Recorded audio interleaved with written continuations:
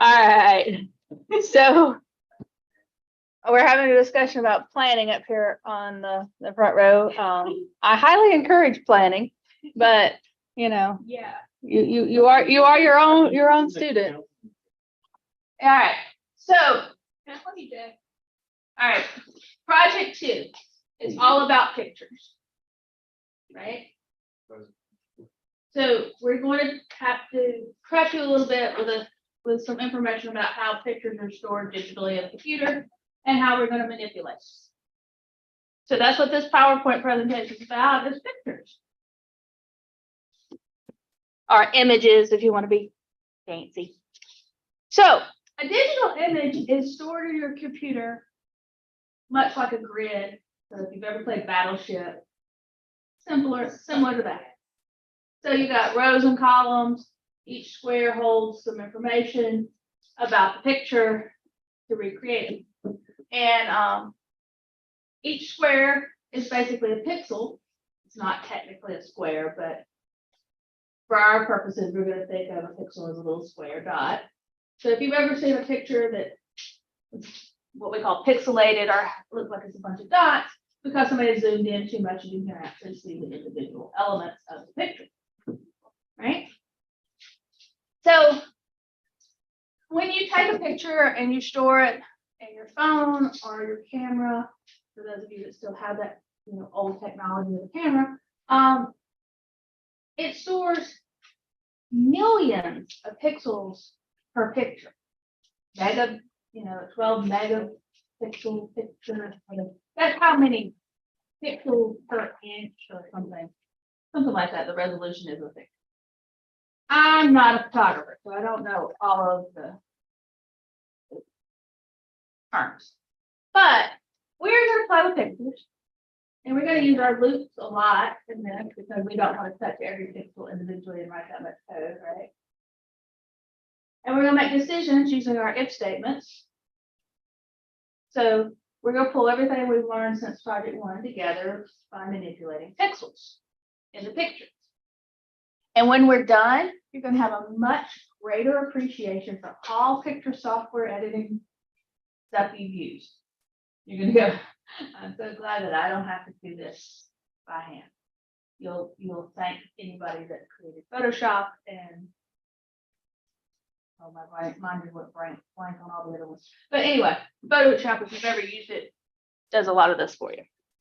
So a pixel, by definition, is a single element of the picture. That pixel holds the red, green, and blue value for that particular spot in the picture. So pixels hold red, green, and blue.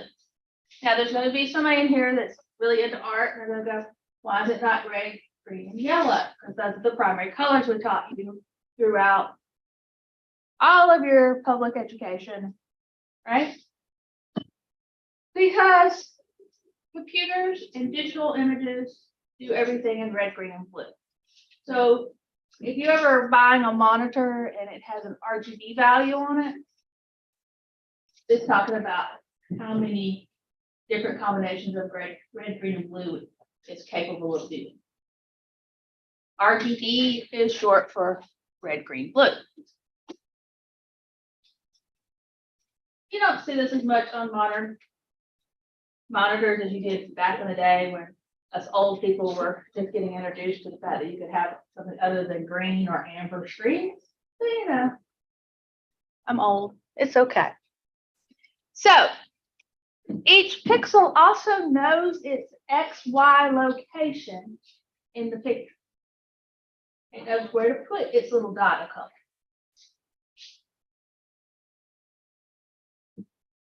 So you know how we made our turtle move to an XY location? The pixels are an XY location. And you actually could move one pixel to a different location by copying it into a different location. So we have this color model, and hopefully this link still works. Let's see. Yes, okay, so this one still works. This website lets you see by hovering over it the red, green, and blue values of a particular color. Or if you want to make a particular color, you could go and play with the slider. Well, once you get through all of the defined ones. So color can also in web pages be stored as a hexadecimal value. So this is the hex value, this is the red, green, and blue value. And just for your trivia knowledge, the first 2 digits correspond to the red, the second 2 digits correspond to the blue, and the third 2 digits correspond to the green in the hex decimal.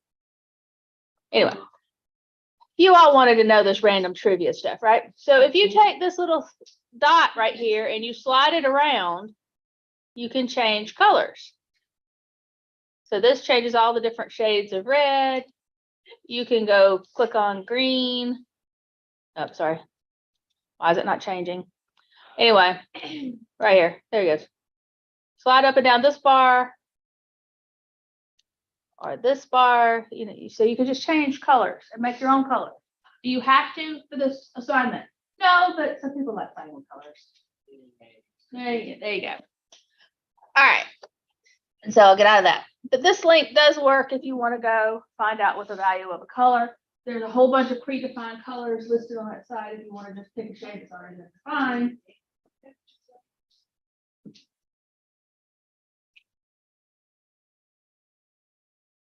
So we're going to import image this time. Instead of turtle, we're importing image because we want to go ahead and use the code that's written for picture. We want to not have to define all of our pixels and what they are. We don't want to define all that. We want to use what's already done.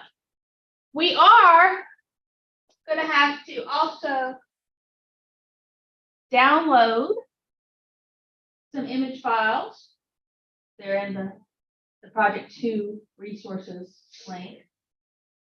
Or you can use your own images. That's fine. I don't care. So I'm going to test them with my images. So if you want to know what it looks like when I test them, use the images I gave. If you want to play with your own images, that's fine. I don't care. All I'm getting is the .py file. Either way. Now, this now is a good time for me to segue into the README first file. So in here, the README first file is at the top of the screen on the content page for the week. And I guarantee you, I will have probably not 50% now because I'm doing it in the video, but I will have a lot of students that will not read this file. And they will ask me a question that is clearly answered in this link. So let me read it to you. Project 2 requires several files to be downloaded and used for the program to run successfully. These files are in the Resources tab on the previous page, right? Download the files in a folder together. I suggest you create a new folder on your desktop or somewhere else. I don't care where you create it, but I suggest you create a new folder just for this project. This will make your life so much simpler in the long run if you put all of this stuff in a single folder. Right? One of the files you're downloading is a zip file. So it will have to be extracted. When you extract those pictures that are in that file, they need to be in the new folder you created. They don't need to be in a folder in the folder. They just need to be in the folder. Everybody following me? I like it when you're following me. If for some reason these picture files are not in the same folder with your .py file, you have to work much harder in your code to get them to open. Because then you have to have the path name to look for it. Instead of just a picture. Also, another thing I'm going to point out, if you do decide you want to, oh, I got a typo in there. Got to fix that. If you decide you do want to use your own pictures, that's fine. But the code we're doing and using only works for JPEGs. So if you use a different picture format, like PNGs or something, you may run into this problems because the code's only tested for JPEGs. So if you're looking at the resources folder here, oh, I wonder if these work. So these two PI files may not work. I will check them. I'll check those before we get started in a minute. All right, back to my PowerPoint. So we're going to be working with pictures. This is some sample code. We're going to import, then we're going to get the picture or create a picture like we did with Turtle. And then we'll be able to find its width and its height because the picture knows how big it is. And we'll also be able to get the pixel at an X and Y location. And then we'll be able to print out the values of get red, get blue, get green, because it'll go get those values out of your pixel. So these are predefined functions that you will already have in this module. So you don't have to write any major code having to do with the picture. You just have to use them like you did with the turtle. Now, before you get all stressed out, I'm going to spend the next week in class, Wednesday, Friday, maybe a few days following week, because you have 2 weeks work on this, hoping you get at least part 1 done. Everybody should have a good start on the code by the end of this week, and I will answer questions next week. That's the plan. Now, let me stress it. I don't give you 2 weeks to write code if I don't think you need at least a week to write this code. Do not wait until the Monday before it's due on Tuesday to start this code. You will not finish it, or you will not sleep, or both. Just saying, this is not a regular lab. This is not an assignment. This is in depth. So to do what we're going to do to navigate X and Y, we have to use what we call nested loops. Because we have to not only move across the picture, we got to move down the picture. Right? So we need a loop that's going to handle the X values, and we need a loop that handles the Y values. Now, there's 2 directions you can do this. You can do column at a time, where you're changing the X is the outer loop, or you can do rows at a time and the Y is the outer loop. But we're going to talk about that because you have to nest your loops together and you have to pay attention to what you're doing. Because if you don't, you get a picture. You won't get all of your pictures. So, for example, this example uses I and J. We're going to probably use X and Y because that's what we're dealing with in the picture. But for I in range 5, that means we're going to go change I 5 times, right? And J is going to change 3 times. If we do this, that means we're going to go to I. We're going to do 3 J's. We're going to go to the next I and do 3 more J's. So every time you move to the next I, you do all of J again. So every time the external loop goes up by 1, internal loop runs to completion. So this makes a lot of things happen very quickly. But if you get your X and your Y's reversed, instead of going all the way across horizontally, you may be going vertically and you'll move outside of your picture and it'll throw up an error, an out of bounds error. So if you start seeing a lot of out of bounds error, you've got a counting problem or you've got your X and Y, your internal and your external loops variables mixed up. And you're all kind of going, okay. And yes, I'm being very quick about this because I'm kind of hoping that you're all going to take the knowledge I gave you already. You're going to pull it together. This is where we start asking y'all to start doing some critical thinking on your own. Those that have had CS1 back me up, they do a lot of critical thinking. Critical thinking. So, and this is specifically an example that deals with rows and columns, like I was just talking about. You can actually use the variables rows and columns if that's clearer to you than X and Y. I'm perfectly okay with that. Actually, I kind of prefer it if that's clearer. Makes it easier for me to see where you went wrong. But that's up to you.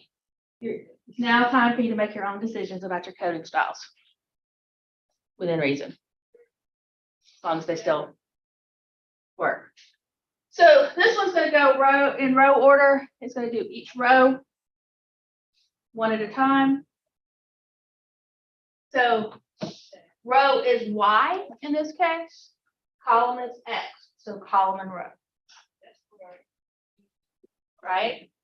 This is why I say it's very easy to mix these up, because depending on which one's first, it may not be first in the coordinate sequence.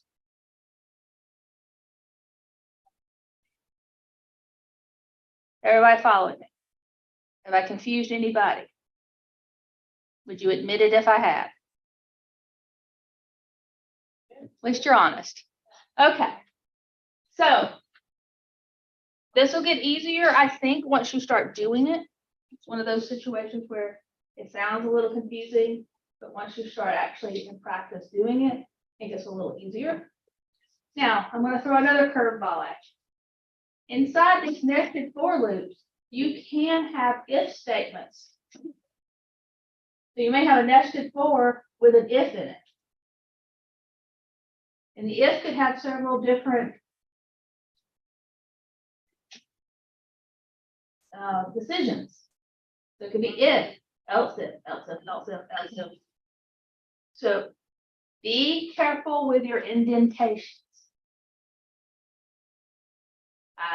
On this assignment 5 that I just graded, I had quite a few people that turned it in with improper indentations.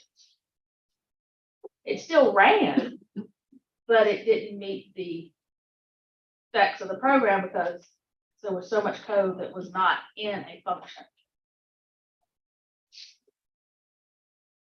So anyway, I love my comments here.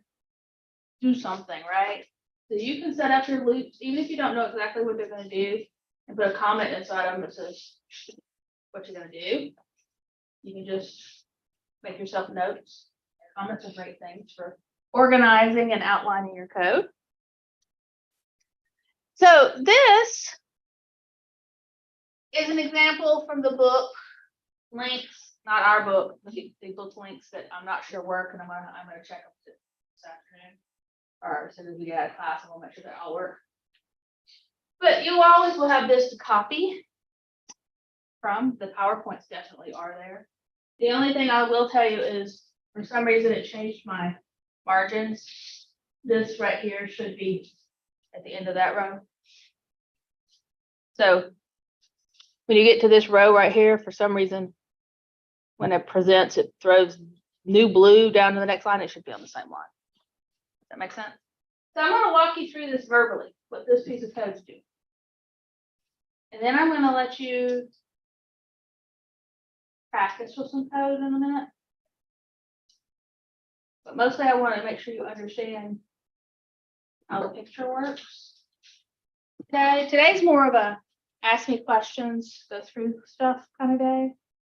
Tomorrow, Wednesday, I'm definitely going to do code. Straight up, we're going to start at step 1 of project 2 and I won't get you writing code. I'm also going to show you how to create a folder and download and extract all those files. That way nobody can say they don't know how to extract files. If you're in my online class and you have a problem with that, just let me know. I'll set up, I guess I can videotape. Or I can set up individual meetings with the online.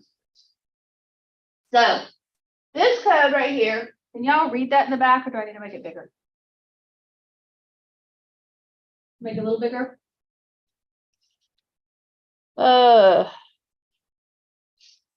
It doesn't like me today. Why doesn't it like me today? Oh, that might be too big. All right.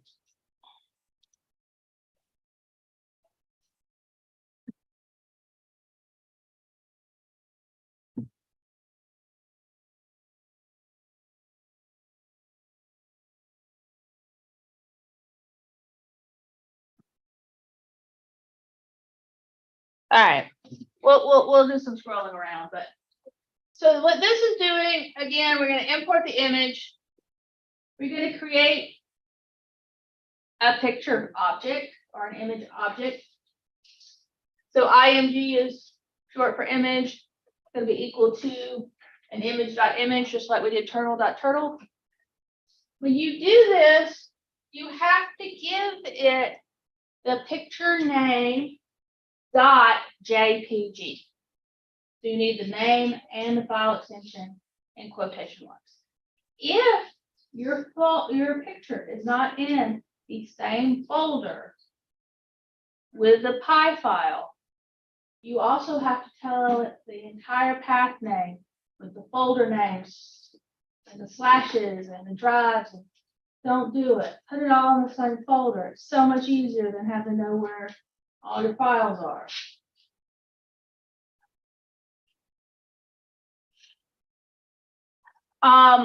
You have to create a window to show the image. Like we had to have a screen for the turtle. So we're going to create a window. It's going to be a certain, we can make it a certain width and height, or we can just use a default. We're going to want to do the width and the height at some point at the end of this project. So make note that you can put in width and height. And it can go to the image you just created, get its width and its height to make it exactly the size you need. So you can call a function here to get those values. I'm pointing this out because this is part of part 2 or 3 of the project to make the window exactly the size of the picture. And everybody's gonna go, nobody taught me how to do that. And I'm like, sneakily, it's in one of the examples. So I'm calling it out because nobody ever seems to find that. I'm sneaky that way. I put stuff out there that you need and don't tell you. And then you have to draw the picture. Every time you do something to the picture, if you want it to show up, you have to redraw it. This is going to come into play a lot. People are going to, it didn't do it. Yeah, it did. You just didn't refresh or redraw the screen. And sometimes, because our computers are a little, Windows is a little slow on us, you may have to minimize and unminimize the picture window to get it to refresh too. So just be aware. All right. This one has a set delay in it. You don't have to actually do this line of code. We're going to redo it for display purposes only, where you can see each pixel draw as it fills in.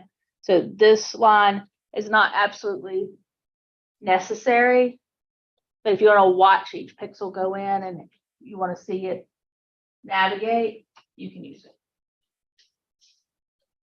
I will probably take it out if you put it in, because I don't want to watch each pixel propagate.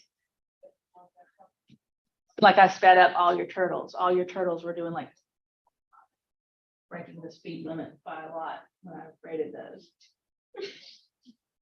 Yeah. You know, there's only so many times you can watch triangles draw on a screen before you just like. I think it's as well. Well, the first 2 or 3 times, yeah, it's pretty satisfying. The 15th to the 80th time, not as satisfying. So here's a loop like we just did. So for row in range, image dot get height. So the number of rows is equal to the height of the picture, right? Because that's the y values. And the number of columns is equal to the width of the picture. So you never have to know how big your picture is before you start, because it can be used on any picture if you use these 2 functions. No matter what size it is, the picture knows how big it is, so just ask it.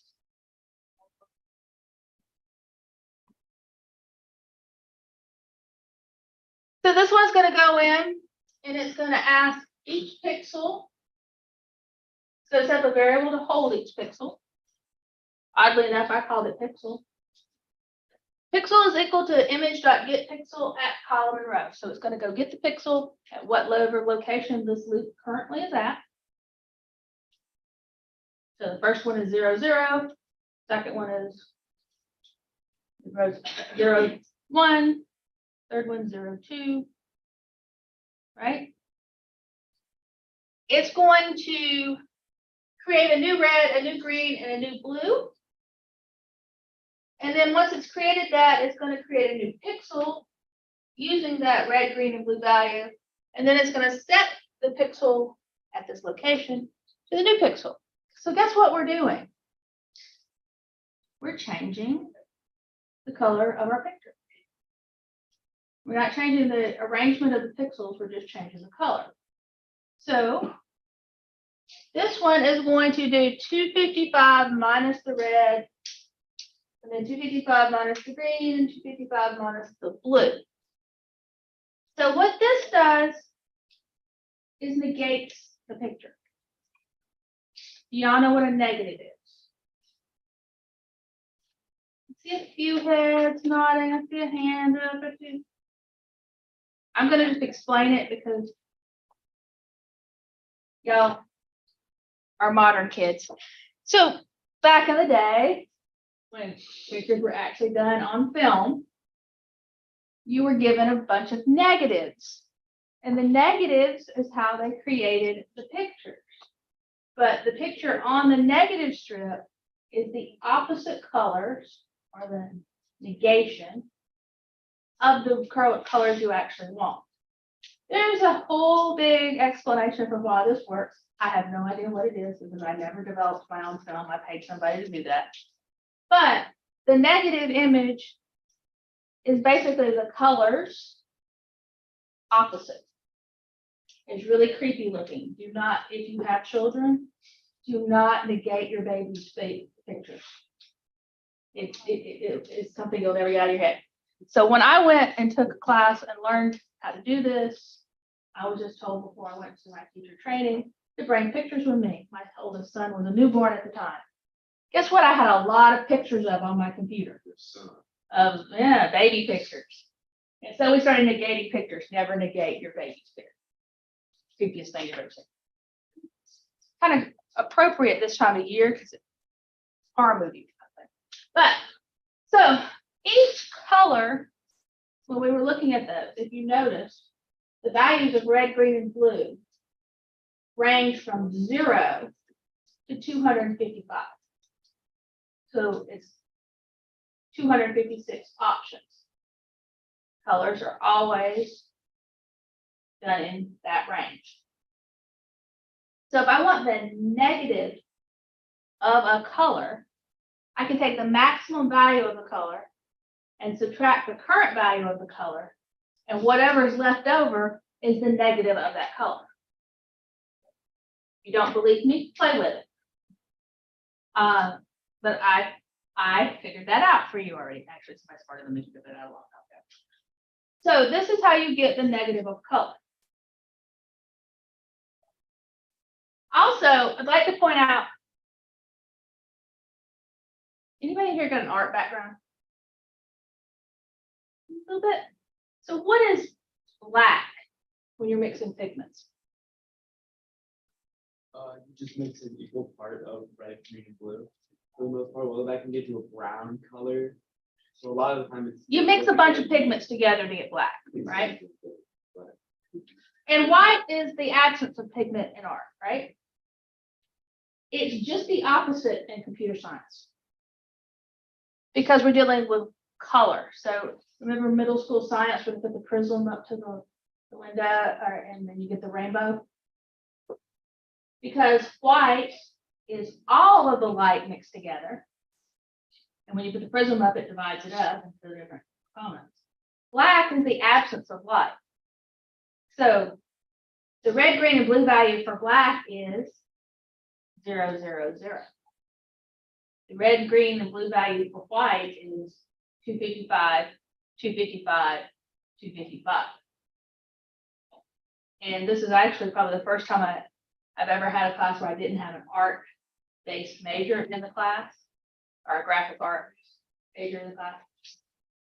But usually when I have an art student in here, we have an argument over which is more correct. And it doesn't really matter because it's correct based on the medium you're using. Which is why we use green instead of yellow, because we're mixing light, not pigments.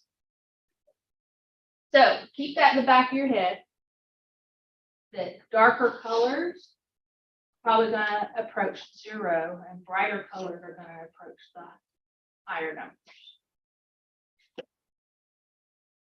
All right. So what do you think does this make sense? That we're going to go in and we're going to change every pixel's color, create a new pixel, and copy it over, right? And we get a negative of the picture. And then the very last thing we're going to do that didn't show up where I zoomed in is redraw the image. And we're going to put when.exit on click, because you want it when you click on the window, you want the picture closed. Now, if you leave that off, you still have an X at the top that you can click on. If you put that in anywhere you click on the picture, it closes. Yes? Questions? Have I blown your mind yet? Okay, good. I've done my job for the day. If I've blown at least one mind. So there is another module from the book that works on GIFs, see image as an image. I'm going to give you the files. If the downloads don't work, I'm going to give you the files. We're going to use see image, which uses the GIFs. The one before uses JPEG, this one's going to use GIFs, because it does a few more things for you that the other one didn't. That makes sense? I'll try to give you the one that does the most stuff for you.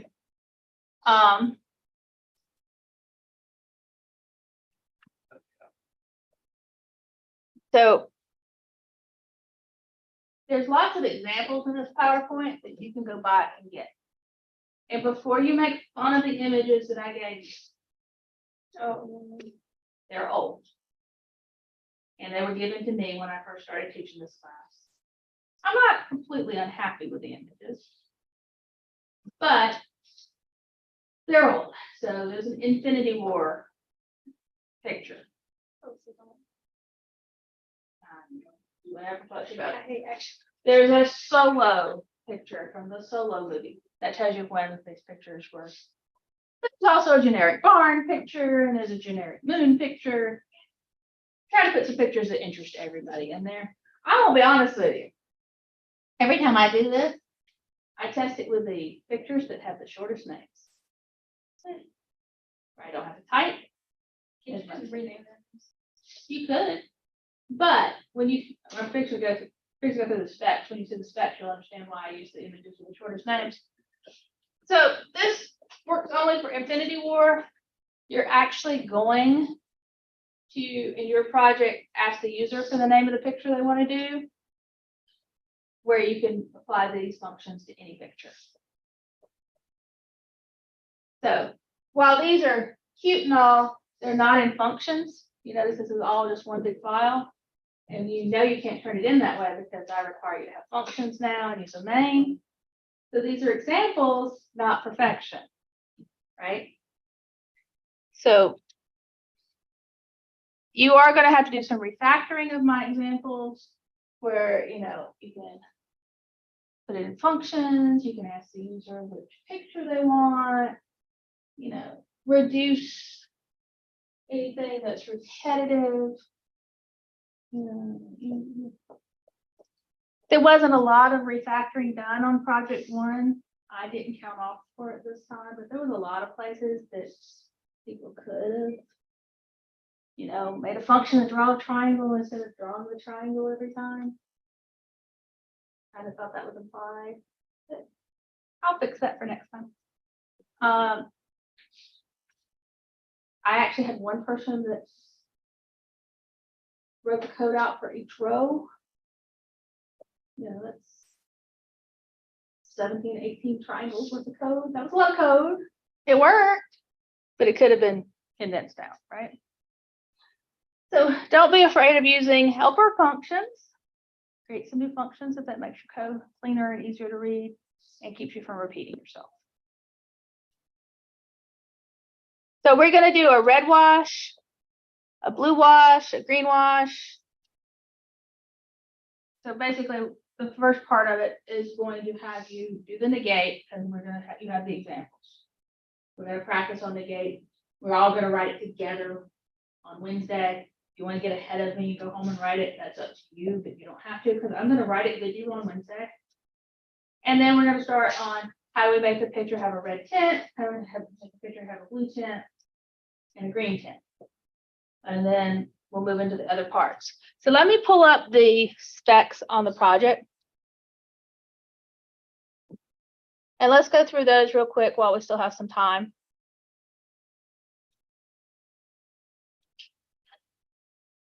Because I want to impress upon you how long this project is. Because it's going to be really tempting over the next 2 weeks to choose not to come to class. Because, oh, you're just working on code, I can catch that up later. Or to wait until next week to start on it. Because, hey, I got another test in another class or whatever. I strongly encourage you not to do that. Come to Wednesday's class, watch the video. I'm going to videotape Wednesday for the online students. Watch the videos, come to class. And when you do hard working over the weekend and you forgot what I said, go back to the videos.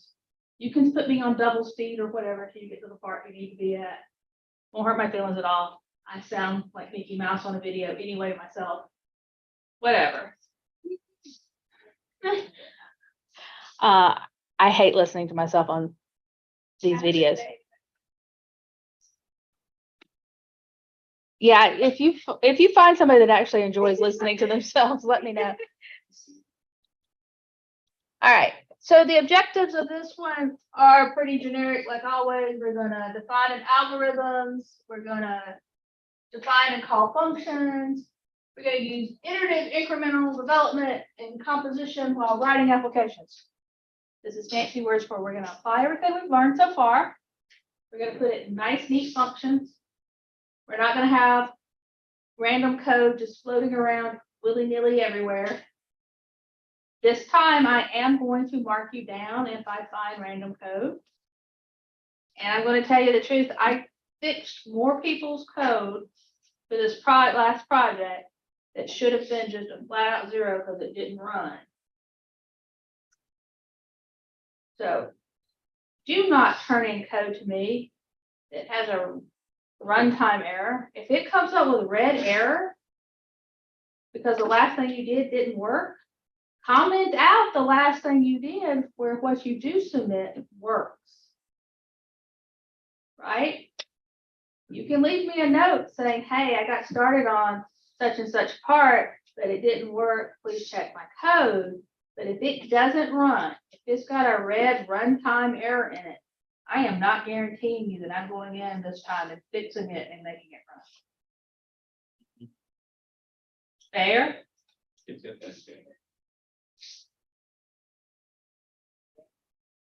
All right, so this one, Again, part one is 74 points. I'm going to do all of part one with you in class and record the major portions of the lectures for that. So you all should, if you follow the directions, have a 74 or higher on this. I can't say that that happened with project one because some people didn't follow the directions or copy my code very well. Part 2 and 3 are worth 14 and 12 points respectively. So part 2 is 14 points, part 3 is 12 points. Right? So that adds up to 100.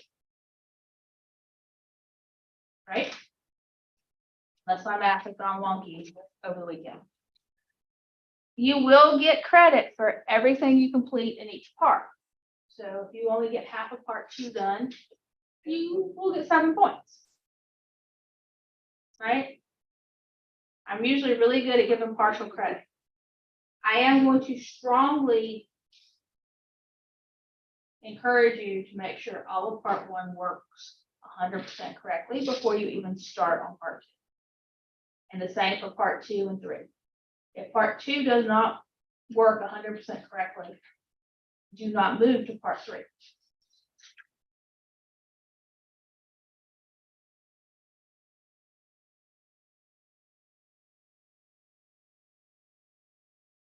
So the first thing you have to do is download the files that are in the resource tab, which we're going to do Wednesday. I'm going to walk you through all this Wednesday. I want to read all this now. Part 1 is red, green, and blue color washing. So we're going to write code to make the pictures come out in the majority of red, green, or blue, and it still look like an image. There is a way to make it 100% red, then you have a red square. So there's going to be some algorithm building here. So how do we do it to make it still retain the basic image? It's going to lose some detail. So we're going to do that for red, green, and blue. So that's 3 functions we're going to write. Yes. Then we're going to go down and add functionality to where we ask the user which one of those 3 functions they want to do. We're also going to ask them which picture they want to do it to. So we're going to have some input statements. Once we have those input statements, then we're going to call our functions. So we're going to have an if statement that reads that input. And if it's red, we're going to call the red function. If it's blue, we're going to call the blue function. If it's green, we're going to call the green function. See how I'm saying that this is a very complex project? It's not hard. It's just got a lot of moving parts.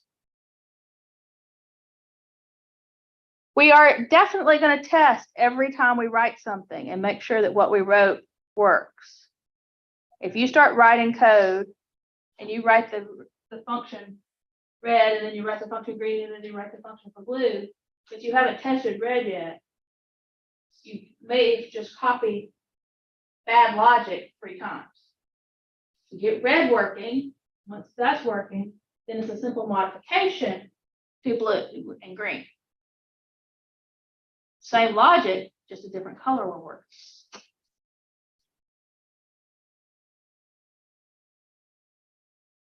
What image you want.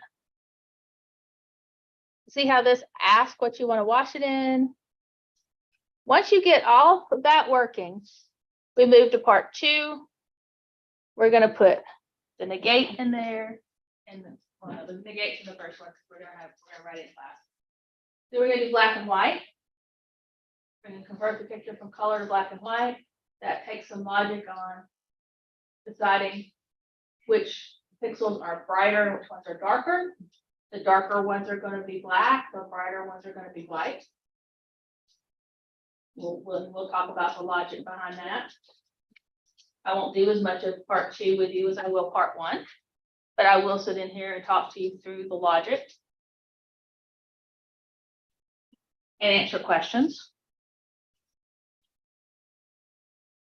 We also are going to add colors like yellow, magenta, and cyan to our washes. It's a little more complex because you're not dealing with just a single color.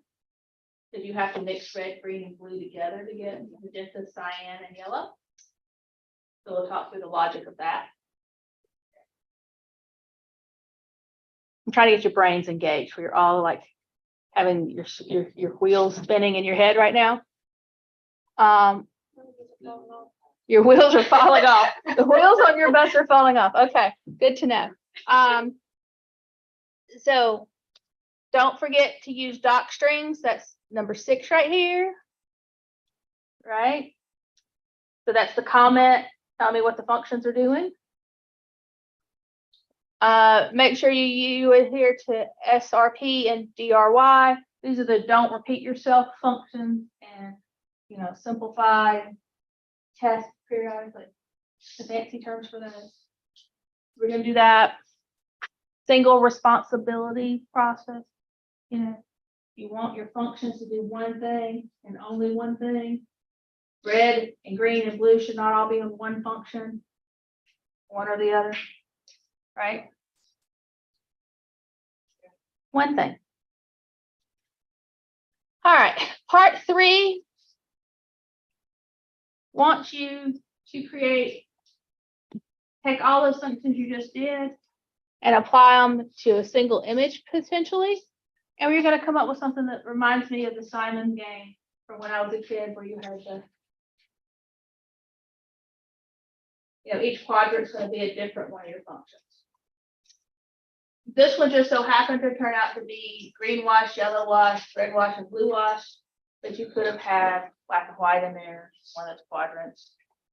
So part 3 absolutely is tricky. I just Googled the Simon game. Sorry. Okay. So, front row is making me feel old again. Well, no, I played with it. I just didn't know the name of the name of it. So. It's the Simon game because you have to follow what it says. No, that Simon says. Yeah. Go figure. So this one is going to randomly pick one of the 8 filters that we're going to create in this project and display the image in quadrants. So that takes more loops and variables. I'm going to tell you the truth. Part 3 is absolutely going to take the most thought because it has a lot of very specific things you have to do. And I will tell you also that a lot of people do not do part 3. It intimidates them, so they don't touch it. Now, it's not really any harder than what we already did. You just have to think through, how am I only doing part of the picture? And it requires additional loops to get through it. So definitely, it's the last thing you're going to do. You want to make sure everything else is working first. And then there's another part of part 3.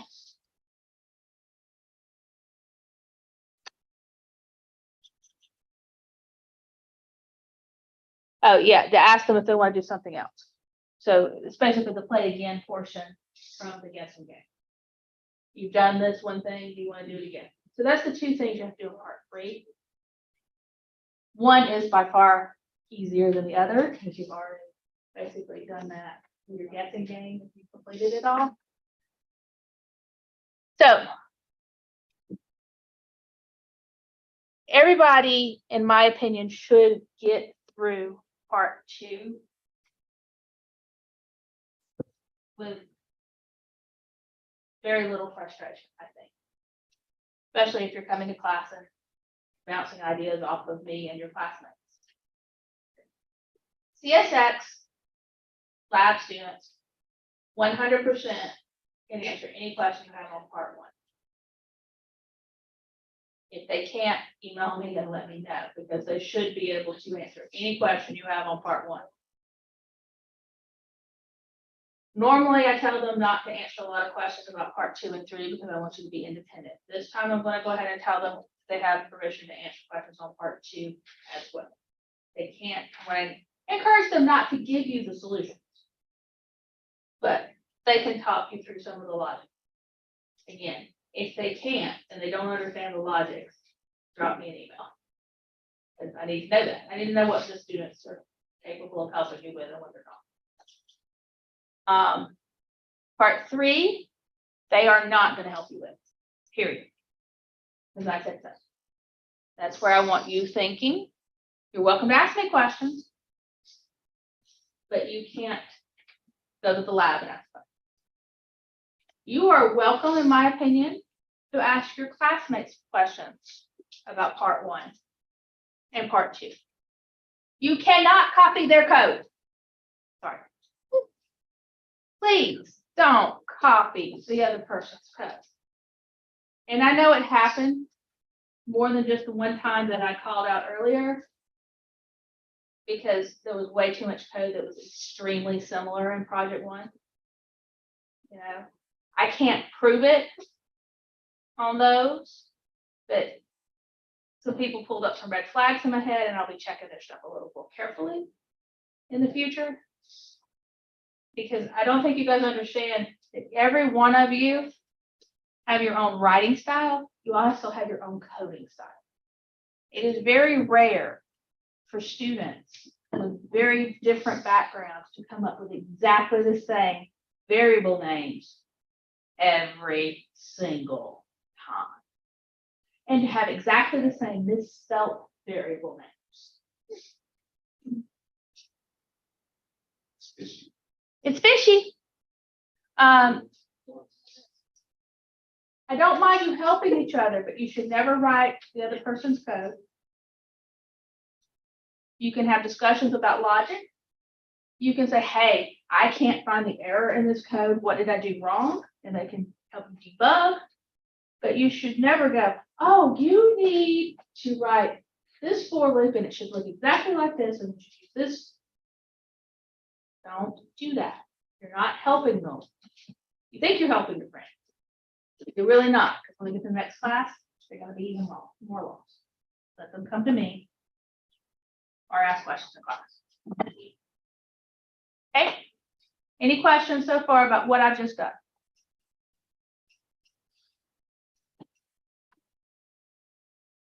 All right, so that's the entirety of this project.